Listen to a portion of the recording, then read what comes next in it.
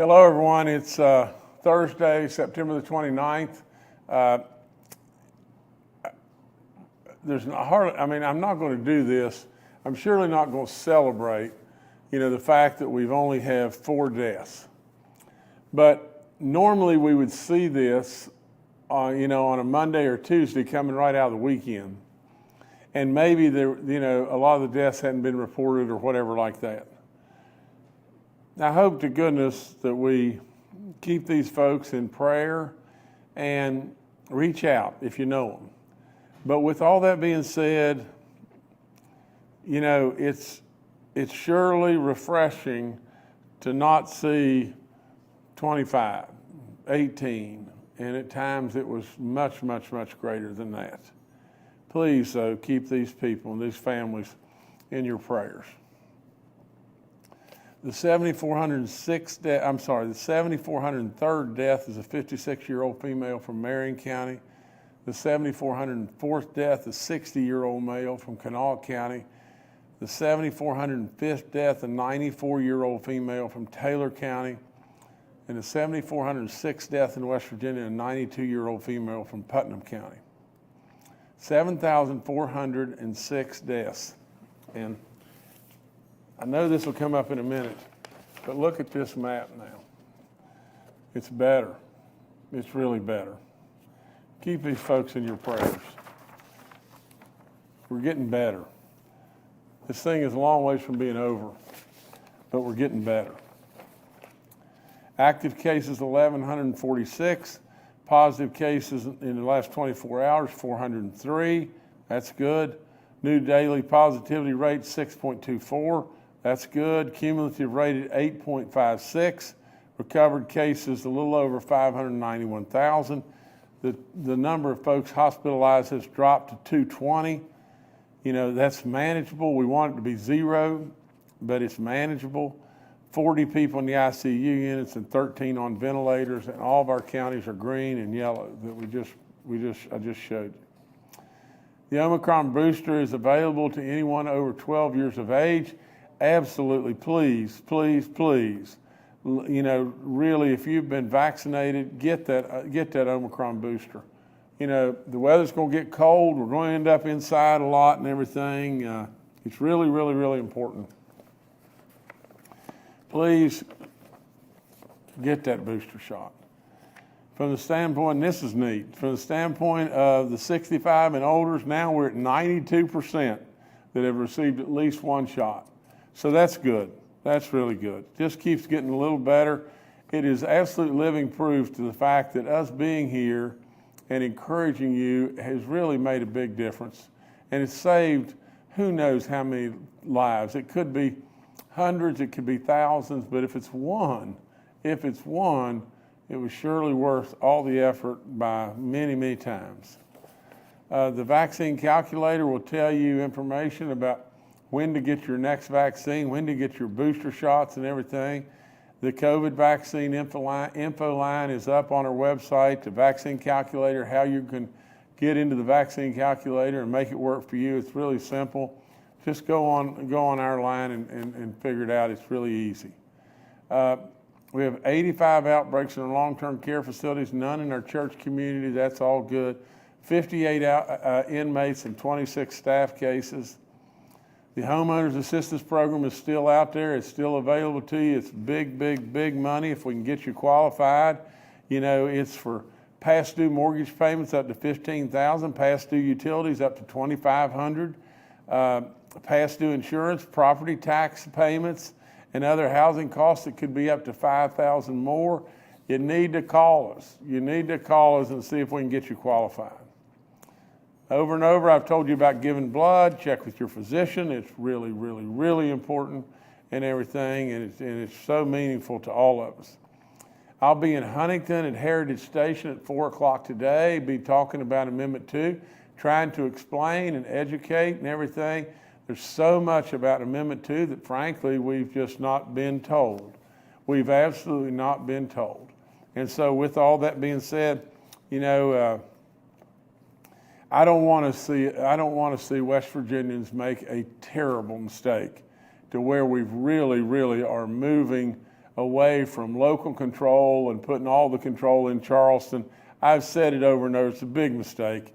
It's a gigantic mistake, to tell you the truth. And with all that being said, really, we've got lots of folks that are really hurting right today. The whole idea of hooking the car tax, to it is nothing more than the purchase of your vote. That's all it is. It is a way to get you to vote for this, and then Charleston's got control of your destiny and future, and it is absolutely a big mistake. Now, from the standpoint of getting rid of the car tax, I would 1,000,000 to 1 be in favor of that. If there's a mechanism to be able to move into the legislative session that's coming up and get rid of that, I am 1,000% behind that. But I am not behind, hooking your wagon and giving all the purse strings of everything about you to Charleston. It's a big mistake. I announced yesterday, I was at Hawks Nest and everything. We announced the third, route in West Virginia, that is called the West Virginia Mountain Rides program and everything. It's the third one is called Cranberry Corridor. It's 200 plus miles and everything. Goes through all West Virginia and everything. It's just, here's the bottom line. Bottom line of the whole thing is one thing and one thing alone. And that, I had Alan and Brett and Chelsea with me there and everything, and Baby Dog. And a lady, that's her motorcycle and everything. She had a little towel for Baby Dog to sit on and everything, and actually gave her a helmet. A little plastic helmet before. But listen, the neat thing about this whole thing is just one thing. And I say this with a lot of pride and everything. There's a lot of people that put in a lot of licks and everything, and they've gone right with me, and that's really good. But when I walked in this door, we couldn't get to the convenience store because the roads were so bad, we'd tear a vehicle up going down to the convenience store. And today, it's still not perfect. But we had sold all of our, maintenance equipment for all practical purposes. We couldn't take care of anything. And we didn't have the money to do it in the first place. So with all that being said today, look where we are today. Everywhere you go, there's orange cones all over the place. And I ask you, please be careful for those that are out there working on the roads and everything. They need that respect. But if you just thought back 6 years ago, who could have ever, in West Virginians a lot of times would have said, thunk it. Who could have ever thunk it? Right at 6 years ago, that today, at that time, we couldn't get to the convenience store, like I said, because of the potholes and everything, and our roads were so bad, it was off the chart, dangerous beyond belief, slips, absolutely. So many things, from guardrails to pulling ditches to drainage to everything you can imagine. In our road system, it was terrible, terrible. I said right off the get-go, we need to put education as our centerpiece. I did that to get on a pathway of changing our image. The second thing I did right off the get-go was say, this Roads to Prosperity program will work, and we won't have to raise your taxes in doing so. And we didn't. And so, all that being said, off we go. The two standards of life always with people that are coming to see me about coming to West Virginia are, how's your schools and how are your roads? And then it all goes from there. Now, with all that being said, who would have thunk it at a time when we couldn't get to the convenience store that today, as we did yesterday at Hawks Nest, we are marketing our roads. I mean, it is the most unbelievable thing under the sun. We are marketing how good our roads are and say, bring motorcycles or Corvette clubs or whatever it may be and ride our roads. It is phenomenal, the condition of our roads in many places. Now, do we still have work to do? You dadgum right. And we're going to stay after it until we get them all done. That's exactly what we're going to do. The only other thing I can tell you is just this. Hurricane, and I think it's Ian, if I'm pronouncing it correctly, You know, this morning I was watching TV and one of the sheriffs, I don't know if it was in Lee County or what county it was in Florida, basically he said there are hundreds of potential fatalities. Now, he didn't even say potential. He said there's hundreds of fatalities. You know, I can tell you with all in me that we in West Virginia have compassion for all. And please keep these folks in your prayers. I mean, that hurricane down there is tough stuff. Tough stuff. And now it's going to end up going right through Georgia and right into South Carolina. You know, I'm very, very familiar because our farming operation in big ways in South Carolina, and it's bearing down on that too. But first and foremost, these folks have lost everything they have, that they have, and lost loved ones. That's where our prayers need to be directed. So please direct your prayers there. Nevertheless, that's all I've got right now. Thank you. All right, thank you, Governor. Let's now hear from Dr. Clay Marsh, our coronavirus czar. Well, good morning. As the governor has pointed out, certainly when we look at Florida and see the devastation that Hurricane Ian has brought there, it does make us have to pause for a second and both send our prayers and best wishes to the people there, but also to be grateful for the day that we are each seeing. As we look at the COVID pandemic, certainly as the governor said that we have seen fewer deaths today, which is good. However, around the country, we have seen over 1,000 deaths yesterday from COVID-19. We also, as we look to places that precede us related to the weather getting colder sooner, and look across Europe, we see that the United Kingdom has seen over the last week or so about a 30% increase in the number of COVID cases that they've documented, and about a 17% increase in the number of people in hospitals in the United Kingdom. They've also done their own analysis, and they believe that this is not because of a new variant. It's really because that they are seeing waning immunity because not enough of their citizens have been vaccinated with the current booster shot, their Omicron booster shot. And also because people are now not taking the same precautions. So we want to make sure that in West Virginia that we continue to be very, very united in our hope that everyone who is eligible for an Omicron booster shot, please get that shot. In the United States, it was reported that fewer than 2% of all eligible people have gotten the Omicron booster shot. And we know that we are definitely doing better than that in West Virginia. But we also know that there is a lot of people age 50 and older, age 65 and older, who are at much higher risk of bad outcomes, including hospitalizations and death, if you don't stay up to date with the Omicron booster shot.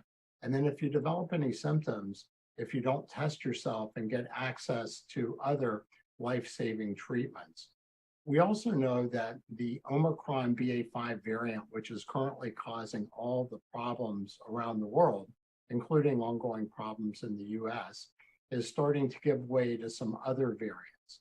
And so we're waiting and watching very closely because there are certain variants that are starting to spread in other areas of the world, haven't spread as much in the US, although the BA.4.6 variant, which is different than the BA.5 variant, has now gained about 12% of the number of COVID cases in the US based on genetic sequencing. So we watch all of these variants to see if there's another bad actor, different variant that will be more more severe, particularly with the winter months coming up. And the way that you protect yourself and your family and all of West Virginia is please consult the vaccine calculator, stay up to date with your vaccines, particularly with the Omicron specific booster shot, because we know that it's still targeting the form of COVID-19 that is causing most of the problems in the US and in West Virginia and around the world. Thank you. All right, thank you, Dr. Marsh. Next is Secretary Bill Crouch with the DHHR. Hello, everyone. Just want to thank Dr. Amjad. This is our last official briefing, but I want to make sure everyone knows she's not leaving. She'll be part of our pandemic team. She will remain as the acting Mr. State Health Officer for DHHR and advise the governor and myself on medical matters. So Ann, again, thank you for everything you've done. You've been so terrific, but we're thrilled you're not leaving. So you're going to be around a while on a contract with us, and we're very thrilled about this. So thank you. All right, thank you, Secretary. And next to Dr. Ayn Amjad, our State Health Officer. Thanks, Jordan. Thanks, Secretary Crouch and Governor Justice and Clay. But yeah, I'll still be around and be as helpful as I can and try to give any input as needed. I do want to have a friendly reminder for everyone about the flu vaccines. We do anticipate a bad flu season this year, and we say that based on trends in other countries. Australia is one of them. Their flu season is earlier than ours, and they saw a lot more cases. So if you have not gotten your flu vaccine yet, definitely talk to your healthcare provider or your pharmacist. And a reminder to anyone age 65 and older, there is a special flu vaccine for elderly people more than 65 years old. So there are 3 of those kinds. And if you're not sure, definitely talk to your physician or your pharmacist, and they can help navigate you through that. Thank you. Thank you, Dr. Amjad. We'll now go to questions from members of the media. The first today from Mark Curtis with Nexstar Media. Good afternoon, Governor and cabinet members and fellow reporters. Governor, I do have to ask a non-COVID question today because I was doing an interview this morning with Speaker Roger Hanshaw, specifically about economic development of the state. We had this wave of companies, just a wave of companies announced they're coming here. And of course, that's quieted down the last couple of weeks. What else do we need to do as a state? What else do we need to pass in the legislature? What else needs to happen in the business climate to keep these announcements and these companies coming? And are we getting close to landing some more? Well, Mark, the simplest way to say that is the mechanism. I mean, we're really close to landing, several more, and you'll hear them. You'll hear about them real soon. But Mark, the very thing that we've done that is really neat is we've created these surpluses to where our economic development team can compete. I mean, that's the bottom line, can compete with other states. And in that competition, there's plans that have to be crafted a lot of different ways. So we've had surplus dollars to be able to go out and compete and then bring those opportunity of jobs to us that will go for decades and decades and decades to come. There's no question in my mind, and we've discussed this a bunch of times, but from the standpoint of the elimination of the machinery and inventory tax, and I've said it over and over, I have yet to hear anybody say that is a priority. It would be like saying, that the number one thing on the voter's mind in America today is not inflation or the southern border and all this fentanyl stuff or not crime. It's that, they like cucumbers more than they do tomatoes. And believing that, at the end of the day, we all know that the number one thing, period, and we have a mechanism, and you talk about somebody that wants to have a debate, somebody that wants to sit down at a table with real live sincerity and work out and see if there's a mechanism of how we could get on a real pathway to very, very seriously accelerate getting rid of our personal income tax. Honest to Pete, Mark, that's the thing that puts the money in the workers' hands And at the end of the day, these companies coming, they've got to have workers. I mean, that's all there is to it. We've got to have population growth. You know, just to pass on to a lot of times big out-of-state companies, of which I welcome here. Don't get me wrong. I welcome here to just pass along, you know, great, big, unbelievable savings and leave our hardworking West Virginians on the sidelines. That's not the right thing to do. I mean, it's not right. And with all that being said, it is the primary example of the Charleston swamp or the Washington, D.C. swamp, where basically big lobbyists are basically paying our legislatures or the folks in Charleston or the folks in D.C. to obtain their votes. That's what this swamp is. Why in the world are we doing this when we are attracting business after business after business here right now, and we're doing it with the methodology that we have to craft, you know, programs or strategies and everything to get those people here? It's working. You know, Mark, I mean, my God living, I don't know how many times I heard my dad say, you know, if it ain't broke, don't fix it. You know, and so with all that being said, yeah, I'm a believer without any question, and anybody in the right mind would say, get rid of your personal income tax, and you'll drive so many people here and many businesses here, it'll be off the chart. But you know, but beyond that, don't put a stake in the heart of that it'll never ever be possible by doing something like, you know, just because the swamp is what the swamp is. Get rid of the machinery and inventory stuff. I don't think it's the thing to do. I think it takes away, you know, county control and puts all the control down here, and you know, people come and go. You know, they're elected, they're not elected, and they come and go, and promises can be made that are never fulfilled. All right, thanks, Mark. Next is Steve Adams with Ogden Newspapers. Yeah, Steve Adams of Ogden Newspapers here. Obviously, you're hard on Amendment 2, but I do want to switch gears to one of the other constitutional amendments on the ballot, Amendment 4, which would give rulemaking review authority over Board of Education rules. And I just kind of wanted to get your take on that. I know Paul Hardesty, the president of the board, is taking sort of a neutral stance. He's going to leave it in the hands of the voters to decide. But I know one of the school administrator organizations came out earlier this summer against it, and I know that some of the unions just came out here the other day against it. So I wanted to get your thoughts on Amendment 4, and if you think that's an issue. It's really the only agency at this point that doesn't go before the legislature for having its rules approved. What are your thoughts, sir? Thank you. Well, Stephen, here's what I've got to say. You know, first and foremost, I'm a business guy. You know that, Stephen. And really, while I try to take care of issues, whether they be education issues or they be COVID issues or whatever like that, I'm still a business guy.